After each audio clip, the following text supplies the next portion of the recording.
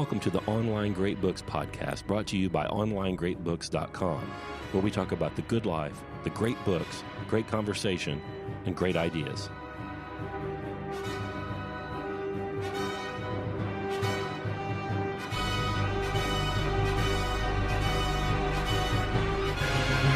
Hello, dear listener. This is Brett. Welcome back to the Online Great Books podcast. And this week and next, Scott and Karl will discuss Edward Gibbon's The History of the Decline and Fall of the Roman Empire, published in 6 volumes between 1776 and 1788. They will not get through it all. I still remember my first impression of this book. I was in college, and I pulled it off the shelf, and I looked at the cover, and I said, I cannot even believe this. There's no way a human man had a head that long. That was my first impression. And then I even remember theorizing about, is it possible the artist who was commissioned to do the portrait or the cover of the book had some kind of grudge against Gibbon? Either way, if the picture is accurate, it turns out every cubit of Gibbon's head length was necessary to create this exhaustive history of the latter phase of the Roman Empire. The show has a bit of a long lead-in. Scott and Karl spend about a third of what you're going to hear today marveling at many aspects of Roman history, Roman infrastructure, Roman culture, and like I said, they'll continue in a slightly longer segment next week. In the meantime, please remember to visit OnlineGreatBooks.com. Make sure you're on the mailing list for updates about the show and Online Great Books itself. And without further ado, here is Scott Hambrick and Karl Shute. I'm Scott Hambrick. I'm Karl Shute. And... But everybody already knows that. No, Right? there are thousands of new listeners appearing every single show. Yeah, but Brett tells them who we are. Yeah, but now they know which voice belongs to which. See, that's the thing. And there are thousands of new listeners showing up every time because Google Play and Spotify and stuff promote us ahead of all the content they paid for. Because, you know, we live in a meritocracy, so the best rises to the top. You know, not the Obama podcast, you know, not Dua Lipa's podcast, but the best ones rise to the top. Does she has a podcast? Yes, she does. No, she doesn't. Yes, she does. Yes, she does. The Dua Lipa podcast? Yeah, it's called... You're kidding. No, At Your Service, Dua Lipa. It's actually kind of interesting sometimes. She had Russell Brand on a couple of weeks ago, and I listened to it. And he's an interesting dude. I think I would punch him out, break his jaw if I was in the same room with him, but he's an interesting dude. Yeah, it's kind of interesting. She's you know about me and Dua. Miss Lipa, if you're nasty. Well, I was just pulling up my Amazon Music portal, and so I just go there to listen to music, and it's okay for that.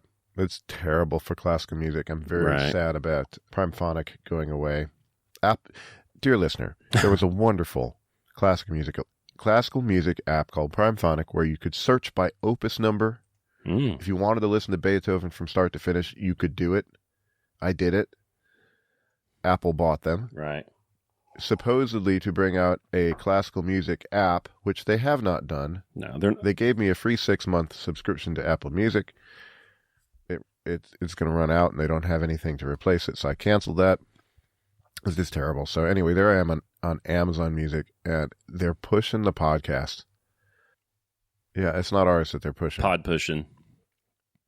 No, it's not. It's not. Yeah. So it's up to us to push our shows. So, and you guys who listen. So send this on to someone else. Send the Online Great Books podcast to someone else. Send the Music and Ideas podcast to someone else. Pass the word on, you know. There are other shows than, I just forgot the name of the Sam Harris one. Never listened to Sam Harris. I've never listened to Joe Rogan. Zero Affect. Not once. Zero Affect with Sam Harris. I can't remember what it's called, or Rogan or whatever, you know. So pass this on, and if you care, you can listen to Todd Dwyer and I talk on the Growing Resilience podcast. We need to have you on there, Karl, because when you do that with Todd, it will add an urgency to your weeding and cultivating. I already have urgency to my weeding. I'm just not there yet. Yeah. think when I drive the car there, I'm going to drop the kids off and I'm going to say, I got to go hoe. Right. Have a date with my hoe. Daddy's hoeing again. Yet again. Yeah. But I have to get that done. I did it. It was the last thing I did before I left. Yeah. The last time. We are reading Edward Gibbon, The Decline and Fall of the Roman Empire. Come on, man. Which is fun, but boomerish. Yeah, it's the history of the decline and fall of the Roman Empire. Oh, I'm sorry. I got the Kindle Delphi Classics Complete Gibbon thing. When I'm reading it on the Kindle, and at the bottom, it tells you how much you have left. I have like 165 hours left. Yeah. It's enormous. I may have gotten through 1/25 of it. Yeah. Yeah, it's an enormous project. The guy only lived to be 56. That's why. Yeah, don't read about his death. It'll make you sad. I don't know about it. Tell me. It was scrotal swelling. That gets the best of us, And then peritonitis, and then he's gone. Had, I don't know, this is like straight out of a novel, typical 18th century life. He's the only child that survived. Had like six or seven siblings. He's the only one that made it past infancy. He had no children. Inherited his father's wealth and used it to write an enormous history that everyone loved. And then dies of peritonitis. His taint killed him. Served in... It did. Served in Parliament for a little while. A good old wig. It's in the great books list. It's in Adler's great books list. It takes up 2 volumes of that set. Why? Listen, I don't know. Livy doesn't make Adler's list.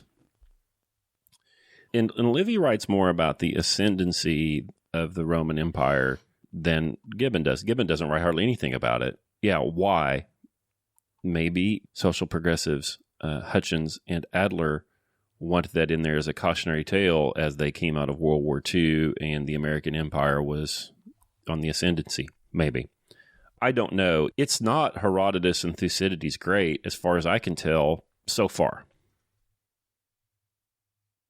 I haven't, I'm like you. You've read, what did you say, 127th? I've read 124th of it.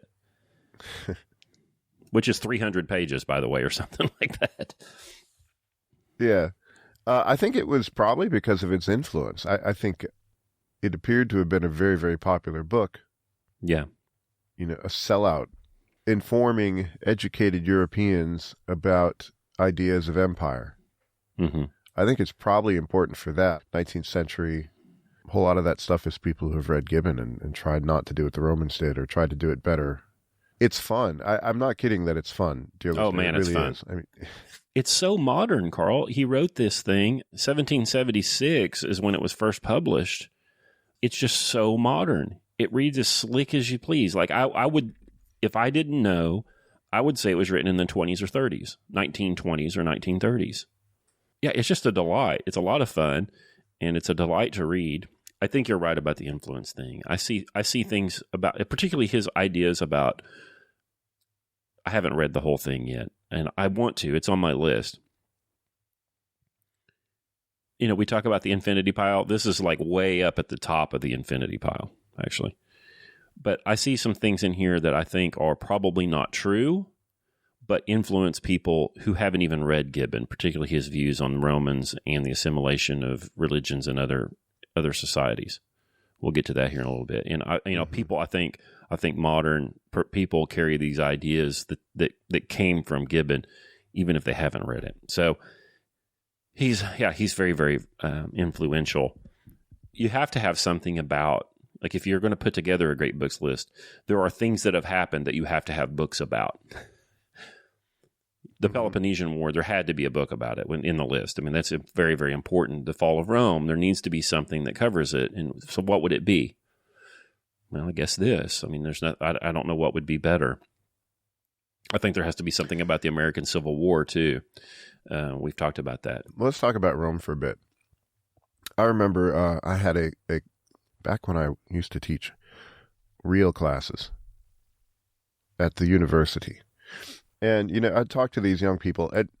I think I've said this before. I didn't ever want to get mad at them for not knowing things that I thought they should know. Right. But they didn't know anything about the Roman Empire. Mm-hmm. They had heard that there was such a thing. I said, give me within 500 years, I think it was 500, the fall of Rome in the West, the end of the Roman Empire in the West. Mm-hmm. They couldn't answer it. Within no 500, idea. yeah. Just no idea that there was in Europe an empire that stretched, 2,000, 3,000 miles across and 2,000 north and south? Yeah, enormous. That lasted for a really long time. Well, who cares? There have been empires before. Why not Persia? Why do we study Persia? Well, Persia wasn't in Europe, and this is Western. Mm-hmm. Everything in Europe comes from Rome. The nations come from Rome. The division of languages, you can see the division that Diocletian did. We didn't get that far. That Diocletian made an administrative decision in Europe in the 300s, late 200s, 300s, between the Roman part and the Constantinopolitan part. It wasn't Constantinople yet because he hadn't been emperor yet. And right where that division is, that's where you go from Romance languages to Greek. Right. Right along that political division. The structure of the languages that people speak are because of the Romans. The cities are because of the Romans. If not, they're either Greek or Roman. Yeah. London is a Roman city. I was in the city of London. So there's London, but then there's the city of London. That's where the financial district is, and it's a little part of London, And I was walking along the sidewalk, and there was a plaque there. It was a section of Roman wall, retaining wall, along the sidewalk, in the city of London. Astounding. Went to York. York's one of the last walled cities of Europe. It's a Roman camp still. Unbelievable. I want a walled city. Oh, I'm working on it. You saw it. I sent you a picture last night. 7 strands of hot wire, 10,000 volts. That's good. It's going to be real good. Yeah, you learn how to do all of that stuff. I have a book buried away somewhere in a box. Roman Inscriptions. This is an odd book that I picked up because I would go to libraries, and back when, dear little children, in the old days, libraries used to contain these things called books, which I believe is also a Roman invention. I think the Codex is a late Roman thing, but don't quote me on that. The Codex is like the pages laid flat and then bound on one side. That's a Codex. So just a book. It is a list of inscriptions found in Britain. Roman inscriptions found in Britain. They're found in the foundations of the houses. Mm-hmm. Because when they went to look for a stone, well, there's a whole bunch of... This is a long way from Rome. This is in Britain. Just there's stones laying around. After the empire retreats, there's just all of these public buildings, and people would go and grab. And the Romans would leave graffiti like everyone else. And so you can get Roman graffiti, stuff written by soldiers or just, citizens on these old bricks in your basement in England. Yep. Modern society, especially in Europe, is built on the skeleton of the Roman Empire. To show people the magnitude of this, of how great a thing this was, is I'll show them pictures of aqueducts. Yeah. And so if you go to Google Maps, if you've had me in seminar talking about Roman stuff, I probably showed this to you. Look up Segovia, Spain. I've never been there, but I take my vacations via Google Maps. And you look for the aqueduct in Segovia. I think the thing still works. An aqueduct is a way to bring water from one place to another. And so what the Romans would do, there'd be a water source at a higher elevation. So up in the mountains, there's a river, there's runoff from the snow in the mountains. And they start building. And the famous parts of the aqueduct are the ones where it's above the ground. Well, it's not always above the ground. Mm-hmm. It's a water pipe. And when that needs to go at a steady elevation all the way down to the city. So you need to know the elevations. You have to do some serious surveying here without modern equipment, without even a decimal system. Using Roman numerals, you have to figure elevations and figure what grade do I need to go from up here in the Pyrenees down to that city 50, 60 miles away. And they did it, and the stuff still works. They had running water. Nobody else had running water. Athens didn't have running water. They had fountains in the middle of their cities with water coming out. Yeah, it's astounding. They had toilets. No, they were communal. You'd have to sit there next to your buddies or just sit in the public toilet. But well, remember what they took from you. I never would have been able to use that. Right. Karl, what have the Romans ever done for us? Karl and I could be sitting on toilets next to each other, holding hands and talking right now, but they took that from us. Oh gosh, I would not be able to evacuate. I get this. I just looked it up. A little bashful in those. I just looked it up, and I don't know if this is right. I just found this on one website. The slope of a Roman aqueduct is 10 millimeters in a kilometer. So how do you even do that? That's crazy. That's a centimeter. Eyelash error in the transit. A centimeter per kilometer. If the water source is up in the mountains or wherever it is, and you're trying to get it to Segovia, the water to Segovia. If the aqueduct is too steep, the water will just roar down there, and there'll be too much water pressure at the bottom, or it'll destroy the aqueduct. Too much erosion, too much force, right? Well, if there's too little, you don't have enough water pressure and not enough volume either. It becomes a pond, a long rectangular pond. Well, according to this website, and I don't know if this is true, I just looked it up in this one website here. It's essentially a centimeter drop per kilometer of run. That's ridiculous. I think a modern sewer is like an inch and 10 feet or an inch and 12 feet. Now that's got to run a little bit faster. I don't even know how to wash those turds down, but if you found a contractor and said, I want to build an aqueduct, that's going to run it, it would be hard with modern equipment to do that. Yeah. And get a consistent run. Yeah. Okay. Here's another website. That says, well, this is actually Wikipedia. Oh, it says slopes of 0.1%. So a kilometer is that. Yeah. Yeah. So that's a meter in a kilometer. That's still pretty serious. I have some people building a house for me right now. So we poured the footing, and they're building a block stem wall on top of this footing. And I was out there helping them lay it out with the batter boards and all that stuff this morning. So we had a laser level, commercial grade, not the stupid Bosch one you get at Home Depot, but the one the surveyor uses. And we can only get it within about a 32nd of plumb of an inch. That's about as close as we can get. And the damn house is only 65 feet long. Mm-hmm. Yeah. Yeah, it's amazing. My dad is a civil engineer, land surveyor, and so we would go out sometimes after it rains because he'd want to see where all the water was going. It was his job, Let's go look at the water. Okay. He has an eye for catchments. Right, and you go in the parking lots and you see just puddles. Yeah. They're not supposed to be there. There's supposed to be a consistent drainage. We can't even do parking lots very well. And so what I'm saying is all of this stuff, which is for quality of life of people in the provinces. Segovia is not near Rome. And there are aqueducts all over the place, public works all over the place.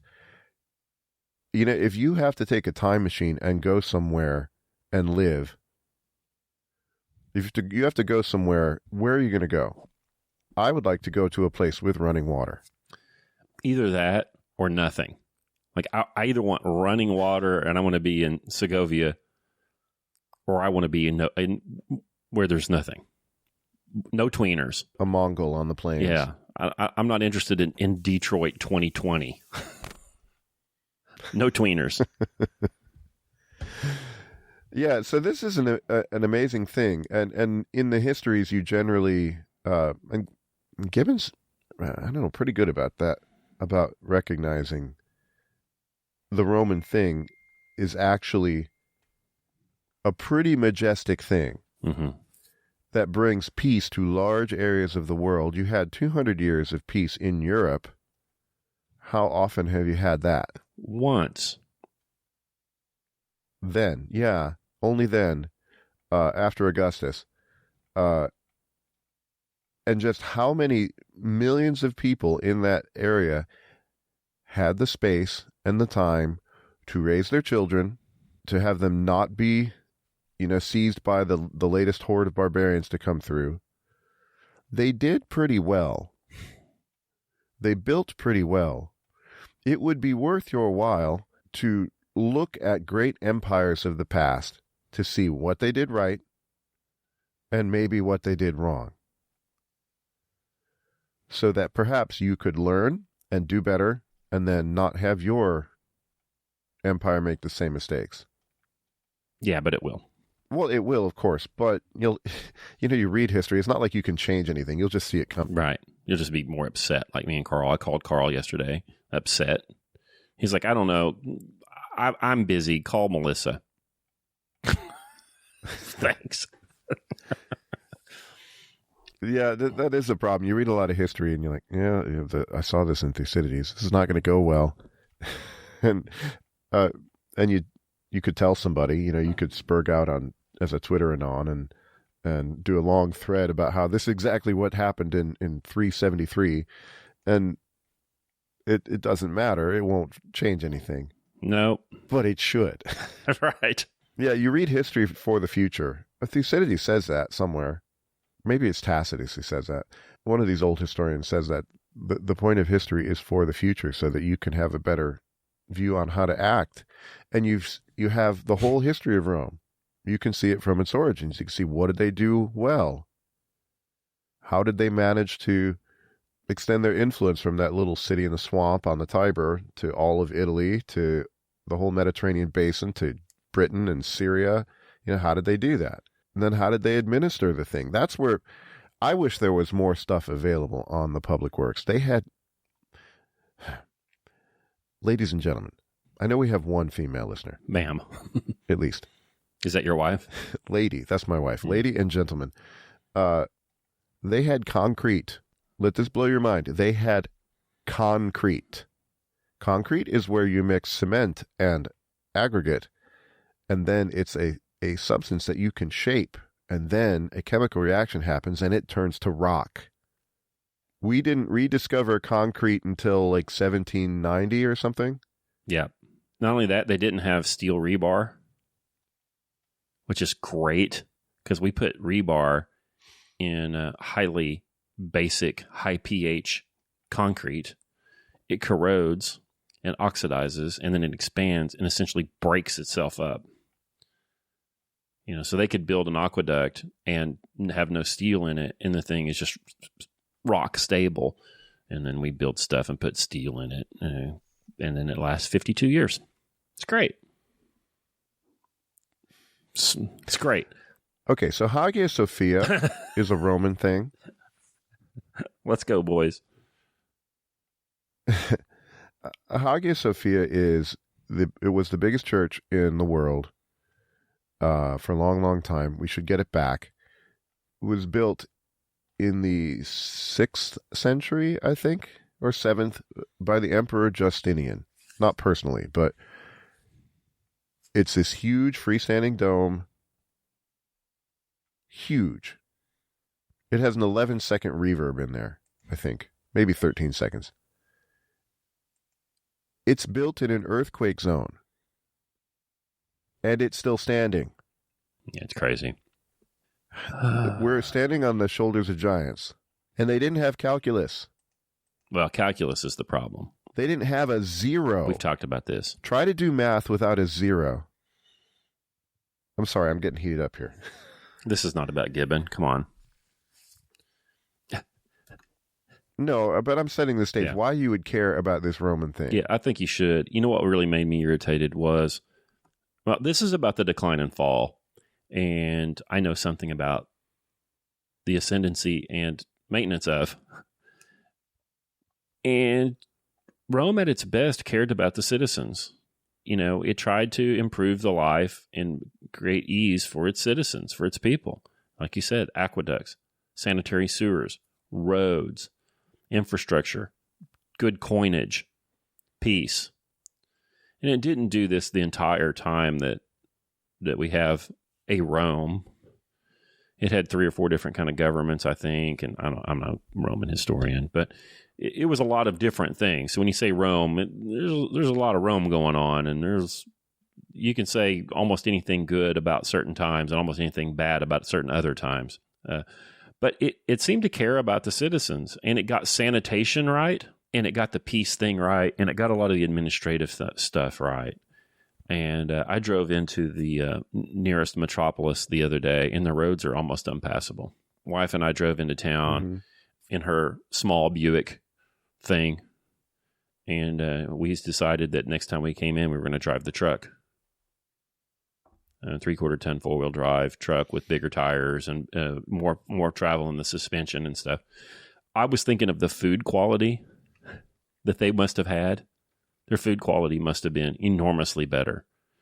You know, this idea now that we have like fortified vitamin D milk. You know why it's fortified? Because there's no nutrients in the soil anymore, and therefore the cow eats stuff that has no nutrients in it. And when you find cow juice, it has nothing in it, and it has to be added. Those are the kind of things that bother me.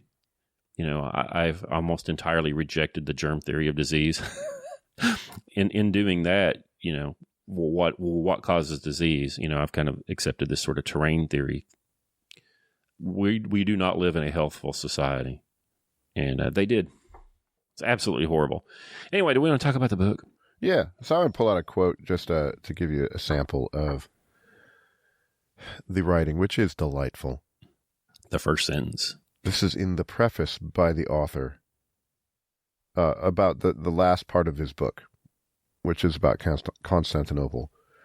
The last and the longest of these periods includes about 6 centuries and a half, from the revival of the Western Empire till the taking of Constantinople by the Turks, and the extinction of a degenerate race of princes who continued to assume the titles of Caesar and Augustus after their dominions were contracted to the limits of a single city, in which the language, as well as the manners of ancient Romans, had long since been forgotten. I like that. Don't pull any punches. The degenerate race of princes. And I wrote next to that, Washington, D.C., like giant aristocratic people strode through that town. Washington, Jefferson, Jackson, sorry, fags, Jackson. And now we just have these crazy pretenders, these just degenerate pretenders. It's ridiculous. It's a cartoon. I know 75 tradesmen with more skill, insight, and charisma and intellect than the last 15 presidents. And that includes your beloved Reagan. I have many thoughts. Lay them on me. Let's hear it. That's kind of the problem of civilization. You have people who build it and the people who ruin it. Right. And let's say, okay, so you've got your time machine and you go back to the steppes or wherever it is you would go, the place with nothing. Okay. And you go and you become a warlord somewhere through your just superior skill. Mm-hmm. And you found a civilization. Hambricia. Yes. Hambrickton. What would it be called? Hambrickistan. Hambrickistan. Okay. You build it up and you establish laws. Maybe you even write them down for the people, which the Romans were among, not the first, I guess, but they did have public, that was a big innovation, putting laws in public. The Code of Hambrick. The Code of Hambrick. I thought you were going to give me some of the precepts. Well, I wrote it out at scotthambrick.com. I did. You can see it under the article, the blog, A Utopia for the People. You can see some of those things in there.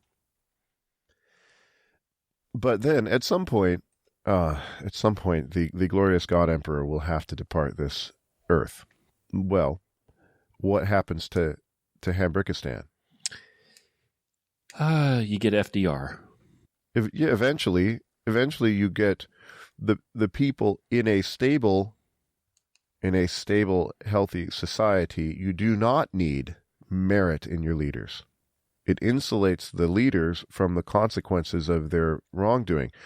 If the original God Emperor Scott screws up, Hambrickistan never happens. Yeah. I looked it up, by the way. The last 15 presidents takes us back to Hoover. So maybe I need to add to that. You go further back? Yeah.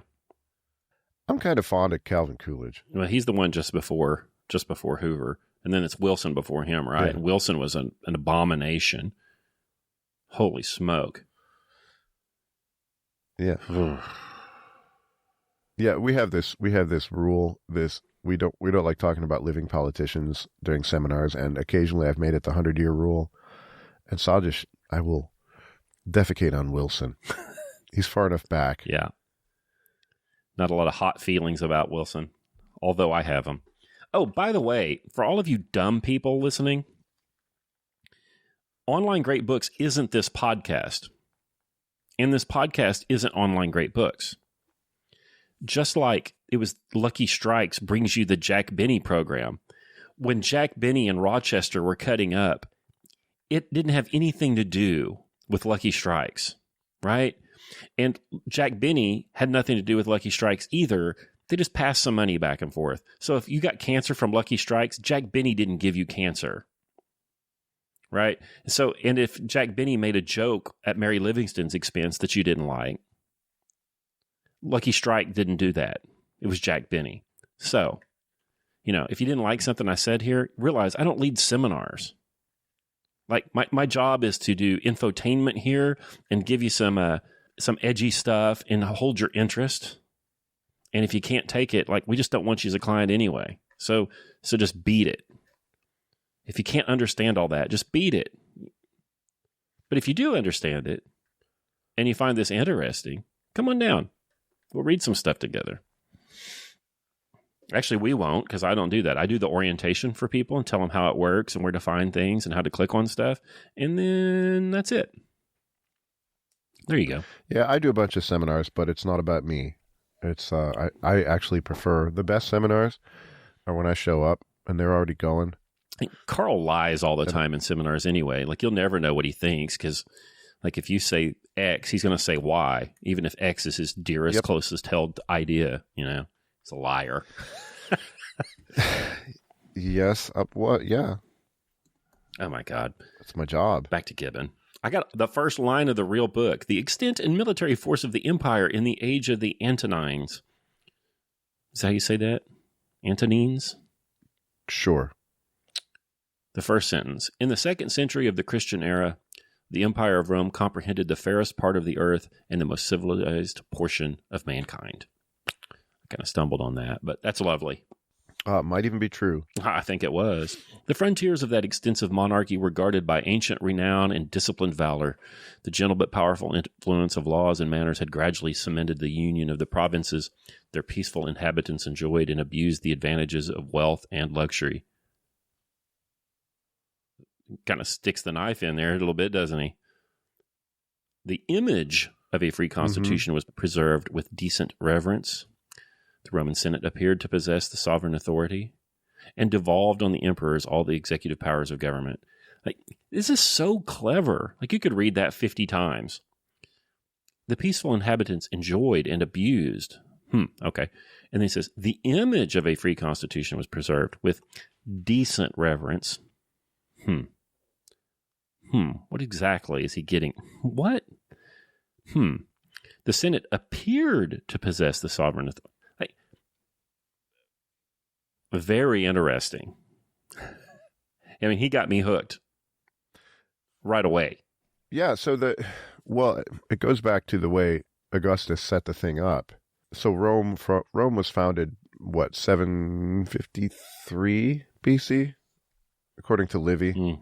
Well, he didn't have those dates, but That's the supposed founding of the city of Rome. They had kings for a while. You could read about that in our Livy seminars. They had kings. The stories are great. Might even be true. And then they got rid of the kings under a guy named Brutus. The first Brutus got rid of the last of the kings. And then they started their republic, which had a very complicated and wonderful constitution. I like it because lots and lots of people had veto power. A constitution designed to grind to a stop. Nevertheless, maybe because of, they did very well. And then we have Julius Caesar. After it had quit working so well, you had Julius Caesar take supreme power, and then his adopted son, grandnephew, Octavian, makes it stick. But what they did is they preserved the image of a free constitution. The emperors aren't in the constitution. They don't have an official spot. And so if you're just an average Roman, you're thinking, well, gosh, we still have consuls, we still have tribunes, we still have all of these things that my ancestors had. Nothing's changed. Well, meanwhile, everything has changed. Yep. Huh. If you are intending revolution, you might wish to read this and ponder on it. Maybe I don't come in and kill the Tsar. Right. And have my little 70-year Soviet experiment. Maybe it would have lasted longer if you let the Tsar live and you keep the image of him. You know what I mean? Yep. I mean, that's what we've been doing since 65. 19 or 18? You pick. Both. No, we've been through, the United States has been through some 30 Aristotelian revolutions, as far as I can tell. Something like that. And both of those 65s were those. But we still have, I don't know. I was going to say we still have kids learn the preamble of the Constitution. We, the people of the United States of America. Maybe they don't. Yeah, I mean, there's so much. The Romans had it work for a lot longer than the United States has existed so far. Yeah. The decent reverence for the ways of the past might be a good way to go. Can you have that for centuries if you have a telegram? And I don't mean the app. With the steam engine and modern communications, can you do that? With the Gutenberg press, can you have that? I don't think you can. You need a certain amount of difficulty in travel and communication to conserve, I think. Yeah, well, it's very easy to poop on Jefferson, It's very easy to tear these people down. It doesn't cost anything. Right. To tear down the monuments of the past. I mean, eventually it costs a whole lot, but which is not to say that that the founders are gods or anything. It's just, if you don't reverence your founding, you don't reverence the actuality that you have right now. And then what? Because what you are comes from the founding. So there's a lot of it's a revolutionary. There are a lot of people telling me who we are right now, though. A lot of people. That's not who we are. Well, actually, they don't tell me who we are. They just say what we're not. That's not who we are, Karl. Mm-hmm. Right. That's not who we are. I'm really prickly today. I'm having a hard time keeping my S together. Should we talk about concrete some more? Romans had concrete. Right. We don't know who invented it. They just had it. Who was the genius? Who were the geniuses of Roman I almost said Russian, of Roman engineering? Concrenatus. Gaius Quintius Concrenatus. God. Yeah, the writing's wonderful. Gosh, where does he say? The European provinces of Rome were protected by the course of the Rhine and the Danube. The latter of those mighty streams, which rises at the distance of only 30 miles from the former, flows above 1,300 miles, for the most part to the southeast, collects the tribute of 60 navigable rivers, and is, at length, through 6 mouths, received into the Euxine, I don't know what that is, which appears scarcely equal to such an accession of waters. Yeah. Yeah, that's just wonderful description. I did not know how close the Danube and the Rhine got. Yeah. Now it all makes sense to me. I mean, they're the frontiers. When you read about Roman stuff, they got to the Rhine and the Danube and pretty much stopped. Yeah. Every now and then they'll build a bridge across the Rhine, go kick somebody's butt, and then come back across the bridge and take it down. Just cause. Yeah. So Augustus, so they had been engaged in wars of conquest for a while. As part of what ended the Republic is these senators would be able to go raise an army and make themselves very, very rich, and then they wanted the whole thing. There's a famous quote by Crassus: "You're not rich unless you can equip an army." That's what it really means to be rich, is you can equip an army. Augustus, he lost his legions in the forest in Germany, and he said, "This is far enough." And Gibbon has this line. The problem is with these, we can't refer to page numbers. Rome, in her present exalted situation, had much less to hope than to fear from the chance of arms. That's a perfectly constructed little sentence. Yeah. There's a lot of insight. Military adventure is going to cause you more trouble than it's worth. Set your boundaries and stay in them. Happily for the repose of mankind, the moderate system recommended by the wisdom of Augustus was adopted by the fears and vices of his immediate successors. Engaged in the pursuit of pleasure or in the exercise of tyranny, the first Caesars seldom showed themselves to the armies or to the provinces. Nor were they disposed to suffer that those triumphs which their indolence neglected should be usurped by the conduct and valor of their lieutenants. The military fame of a subject was considered an insolent invasion of the imperial prerogative. And it became the duty as well as interest of every Roman general to guard the frontiers entrusted to his care, without aspiring to conquests which might have proved no less fatal to himself than to the vanquished barbarians. Gosh, there's so much in that paragraph it's just perfect. The writing is perfect. So what you're saying, Gibbon, is the emperors, this is like the Julio-Claudians. These are the bad emperors, early emperors that you hear about or that make, HBO miniseries, appear to have been pretty degenerate. And if you were a good general, you were a threat. So Germanicus was probably poisoned by Tiberius. Because he was too good at his job. Because he could have conquered, big chunks of Germany and then become emperor himself. It then became the duty as well as the interest of every Roman general to guard the frontiers without aspiring to conquests which have proved no less fatal to himself than to the vanquished barbarians. So it was kind of, probably accidental set up that you didn't go on military adventures. You didn't have neocon Romans. Yeah, he says, whosoever the Roman conquered, he inhabited. So, this is the traditional aim of war, would be to obtain territory and hold it. And not to hold it like we want to, hold the line during the Battle of the Bulge, but to take territory and have it, to add it to your fiefdom or whatever, to cultivate it and to use it, to have that resource, and to obtain that land for your citizens, and being the governing power for yourself ultimately.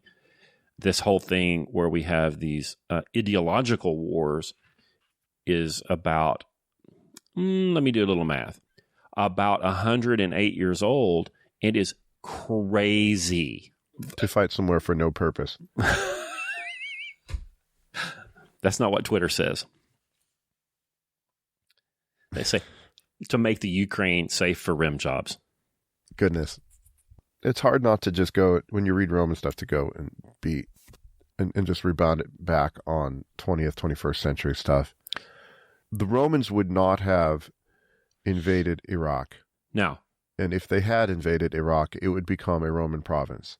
Right. You can't just categorically say they wouldn't, but if they had, they would have surveyed it, they would have rebuilt it, they would have governed it, they would have protected it from barbarian hordes, and left it taller than they found it. That's what they did everywhere Not just they go in went. there and break all the stuff and then leave. Yeah, no shock and awe, and then pallets of money. No, they would have put their money where their mouth was. They would have actually. Well, their military men, after a life of military service, were often granted either a cash consideration or land. So they would have eventually populated that or colonized it with former Roman soldiers, typically. Yeah, by every honorable expedient, they invited the friendship of the barbarians and endeavored to convince mankind that the Roman power, raised above the temptation of conquest, was actuated only by the love of order and justice. Yeah, I don't know about that. Well, it may not be actuated by the love of order and justice, but that's the ideal. That's the thing that you say. Fair enough. The thing about ideals, they're dangerous. They might actually get you to live by them. Yeah, I think reading this just to get a basic understanding of Roman history would be useful to you, dear listener. And then all the little Gibbonisms are fun. He's prickly on religion. He's not a fan of it, at least not a fan of Christianity, or anybody who seems to believe too much. Talking about the barbarians, to the strength and fierceness of barbarians, they added a contempt for life, which was derived from the warm persuasion of the immortality and transmigration of the soul. It is just, the barbarians are trouble because they think, they have religion. It's like Star Trek, the only ones that have religion are the Klingons. Right.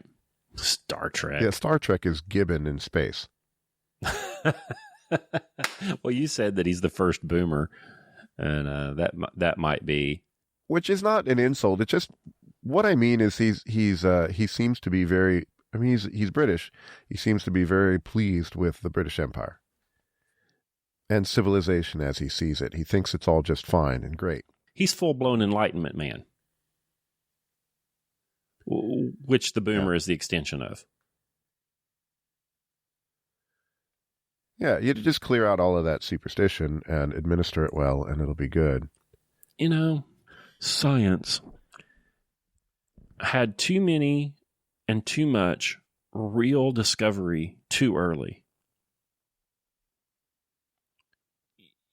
We went from sitting in the dark to the steam engine in minutes, almost, You get gas laws, and Faraday comes up with stuff, and we start to understand electricity, and we have the watt, and we have steam, and we have physics and calculus, and all these things almost, I don't know, in 150 years maybe, we get all of these things that are objectively good, I think, but less bad for sure than some of what we are now getting. It was just miraculous. And it actually took on the nature in the mind of the normal person. It took on magical properties, science. And those attitudes persist. And I think that I've written about this, I don't think we've had any material improvement in the human condition since antibiotics. And we're getting close. We're getting real close to 100 years. And But my cell phone. Who cares? I think it's immiserated people. I really do. I've got one because of the way people socialize now and the way society is organized and the way community is organized. If you don't have one, you actually end up shutting yourself off from your loved ones because we don't have all of the old structures that we would have to visit, Sunday dinner at grandma's or whatever. Those things don't exist. So if you want to see your uncles or talk to your uncles or talk to grandma or whatever, you need a phone. Nobody has a home phone anymore. Even though I don't think they're good for us at this point, you really can't, not having one is really not good for you. So anyway, we're trapped there. But because of those early successes of science, which, here in 1776, when he's writing this, which is such an interesting year, right? Like the Wealth of Nations comes out in 1776. The Declaration of Independence comes out in 1776. This comes out in 1776. I think Bentham was writing some weird stuff. I think there's some crazy stuff going on. I don't know what happened that year. I think a wormhole opened and I don't know. There was some declaration that somebody wrote. Yeah. Crazy year. crazy year. But right, he's seeing what appears to be controllable magic happening. And it shaped his brain, and it shaped people's brains up until July 20th of 1969. All these boomers were sitting in front of their stupid television watching the Kubrick, moon landing or whatever. And they still and people still, they're like, trust the science. It's on their T-shirt. They watch Star Trek, and it's not happening. Uber Eats isn't science. Like tech companies aren't. We used to have dispatchers that you could call, and they would call a truck driver that would get a load of gravel to show up at your job site. Uber Eats is just a fucking dispatcher. Like, come on, it's not tech. Tech, what are you talking about? So it's all over, but we're still coasting on this that Gibbon was in the middle of. He can't see outside of it. So I read it now, and I'm like, oh, he's a quaint boomer. But he's deep in it. There you go. I'm so prickly today. Yeah, well, no, I get that. I am too, but I'm restraining. It's a habit. It's a bad habit of mine. So if you are in ancient times and you are world building, you have a different focus. If you are Trajan or Hadrian, I'm trying to pick out Hadrian. I guess he was pretty good. Gosh, Marcus Aurelius doesn't come off good after. No, we'll get to that with his son. But if you're empire building, it's like my kids play these games, like civilization games, and it's artificial because John doesn't listen to the show. I can crap on Sims or whatever, Sim Civilization, whatever it is that he plays, because you game it for the scientific breakthrough. Interesting. You set up, I'm going to allocate this much money to research and development so that I can get the nuclear power earlier. And so I'll have nuclear power in the 7th century and establish my eternal. And it's kind of infected that you think that what makes civilization go is the next scientific innovation. Right. And so you game for it and you wait for it.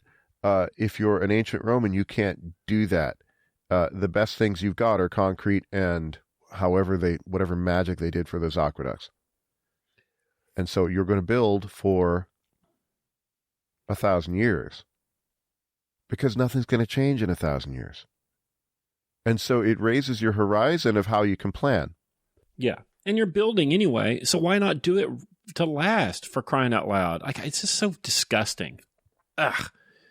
Now, Gibbon doesn't write about technology, at least so far. Like, I haven't read it all, but he's not really, his view of history isn't shaped by technology. I'm just saying that his whole disposition is flavored or colored by technological advances. And, like you said earlier, his ideas about empire.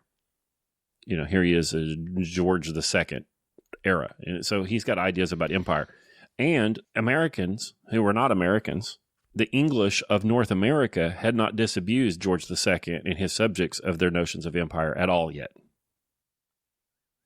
So by 1783, he might have something different to say about that. But, I think the last book came out after that, actually. But that's why this is still a modern book. Like, he shares the mind of the modern person, which I guess I have too, but I don't like it. Yeah. I want to pull some quotes here from, I guess I'm still in the introduction. It's like 150 pages. Right. He has these comments, which you could put on placards as how to run an empire. The reigns of Hadrian and Antoninus Pius offered the fair prospect of universal peace. They preserved peace by a constant preparation for war. And then he talks about the glories of the Roman army. But that idea that you prepare for peace, I mean, gosh, that could have been written by Condoleezza.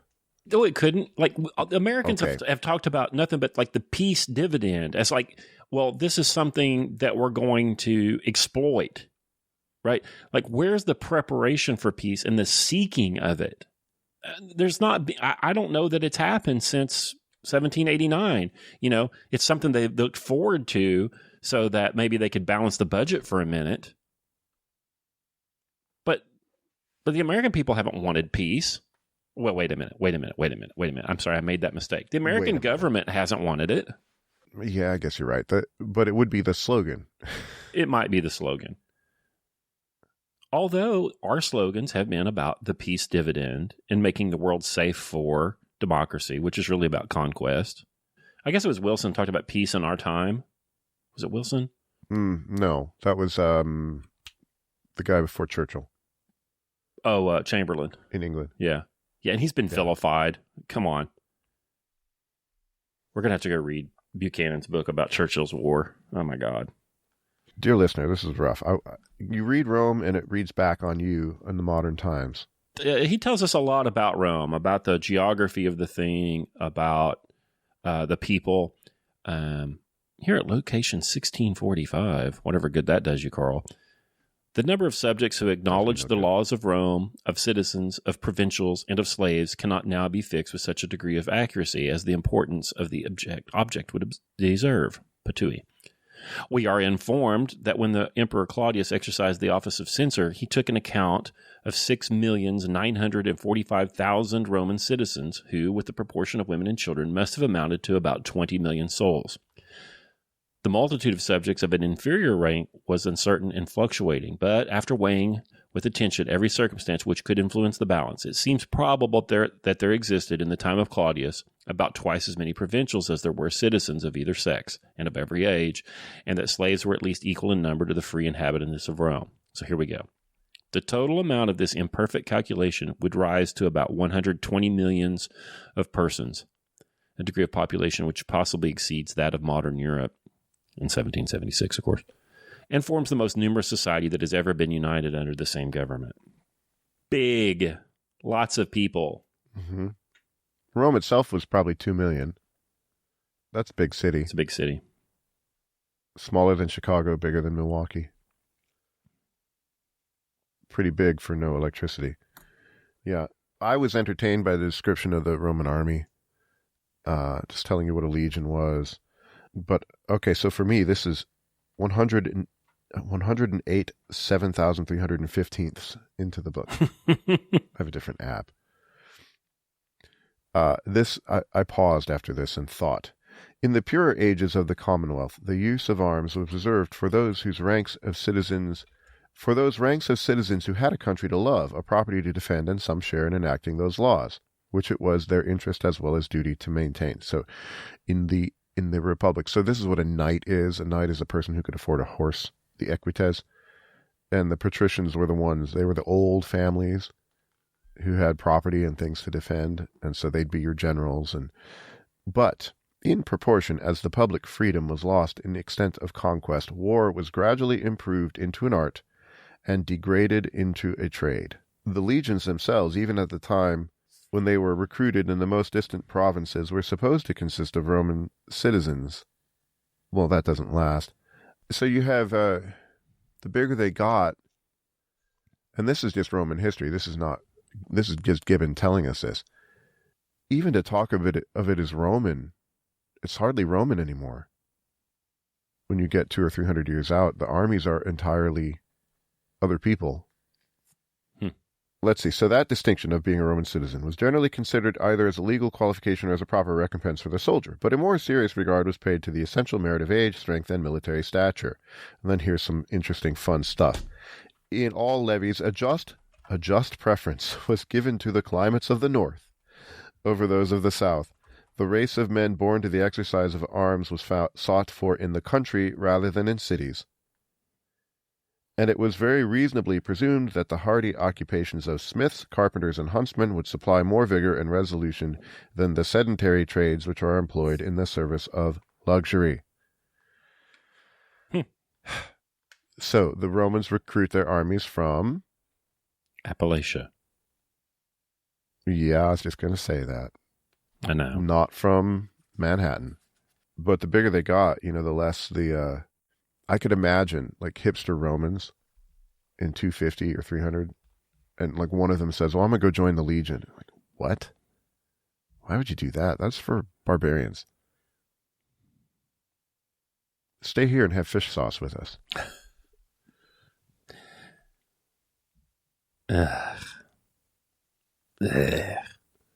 I want to go a little further. So in this section, where is this section so you can find it? I'm in there with you. I have the Gutenberg edition with copious footnotes, which I mostly skipped. That public virtue, which among the ancients was denominated patriotism, is derived from a strong sense of our own interest in the preservation and prosperity of the free government of which we are members. Okay. So your patriotism is, according to Gibbon, it's because you have a stake in it. You want your governmental system to persist because it's good for you.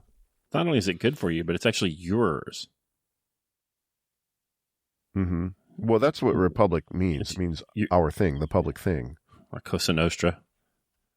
Our thing. Exactly. This thing of ours. No, yeah, it's your inheritance. Yeah. It's your patrimony. Until it's not. Yeah. Let me go on further. Such a sentiment, which had rendered the legions of the Republic almost invincible, could make but a very feeble impression on the mercenary servants of a despotic prince. Okay, so now you've got, it used to be that the armies of the consul, they're off fighting Hannibal. These are Romans. These are people who have a stake in Rome. Well, that's all gone because we've hired out the army to other people. Blackwater. Who are not Romans. Oh. Yeah. So how do you make them Romans? It became necessary to supply that defect by other motives of a different but not less forcible nature, honor and religion. And so here we get Gibbon coming through. How do you make your non-Roman Romans Roman? Well, they just take an exam and then they raise their right hand and they say some stuff and then they're Romans, right? Well, it might need to be a little more involved than that. Well, that's all we do. Or what? This is the decline and fall of the Roman Empire, not of the great American Empire. Oh, okay. You see what I mean? You read this and it just constantly rebounds back to present day. Just part of the heartbreak of history. Yeah, you can't do it without that, And so what they'd institute for the legions in order, you could just you could go through the city of Rome and say to the plebeians, look, the Gauls are invading, we need you. And they'll hem and haw, but eventually, what is it, Camillus or somebody makes a speech in the first book of Livy. This is your home too. If they despoil the place, they're despoiling you too. And so the people say, okay, we'll go fight. But now your legions are from, near the Danube. Mm-hmm. They don't have any attachment to Rome. So you have to give them an attachment to Rome. And the way they did it, on his first entrance into the service, an oath was administered to him with every circumstance of solemnity. He promised never to disturb his standard, to submit his own will to the commands of his leaders, to sacrifice his life for the safety of the emperors and the empire. They have an attachment to their standards. If you lost the standard, that was a big deal. The standard is like an eagle on a pole, like a golden eagle. And the golden eagle, which glittered in the front of the legion, was the object of their fondest devotion, nor was it esteemed less impious than it was ignominious to abandon that sacred ensign in the hour of danger. These motives, which derived their strength from the imagination, were enforced by fears and hopes of more substantial kind. So they paid them. So this is a standing army that they paid. This is actually the problem that's going to come to bite them, which is when the soldiers are not loyal to the thing anymore. We got to Commodus and Pertinax when you end up having the Praetorian Guard installing emperors. If you are successful in Hambricistan and you establish the metropolis at the center of Hambricistan, what would that be called? Scotsylvania. Okay, so Scotsylvania starts to grow and get prosperous, and it has nightclubs now and coffee shops. And it won't happen under my rule. Secondhand clothing stores where you can get fashionable denim with rips in it. You can't have coffee shops because that's where the subversives hang out. We might have state-run ones that are really traps. So people show up at the coffee shop to talk their weird politics, and then I push a button and a trap door opens and alligators eat them.